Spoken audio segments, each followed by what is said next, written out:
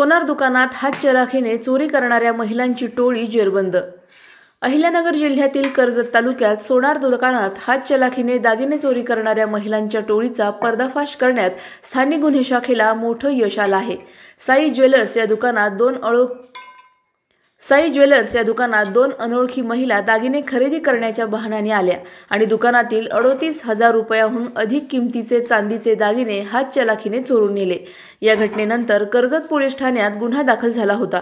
दिवाळीच्या काळात चोरीच्या वाढत्या घटनांचा तपास करत असताना स्थानिक गुन्हे शाखेचे पोलीस निरीक्षक किरणकुमार कबाडी यांच्या मार्गदर्शनाखाली पथक तयार करण्यात आलं। या पथकाने जामखेड परिसरात छाननी केली असता बीड जिल्ह्यातील 2 संशयित महिला आढळल्या। महिला पोलीस अंमलदाराच्या मदतीने दोघींनाही ताब्यात घेण्यात आलं। त्यांची नावे आहेत शांताबाई राधाकिसन जाधव, राहणार हिवरसिंगा, तालुका शिरूर, जिल्हा बीड, नीलावती लक्ष्मण केंगार, राहणार मुर्शदपूर, जिल्हा बीड। या दोघींकडून 49,875 रुपयांचे विविध चांदीचे दागिने हस्तगत करण्यात आले आहेत।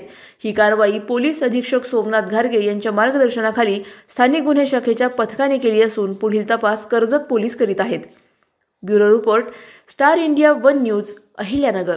अधिक माहितीसाठी स्टार इंडिया 1 न्यूज पाहत रहा। चॅनलला सबस्क्राइब करा आणि अशाच अपडेट्ससाठी बेल आयकॉन दाबा।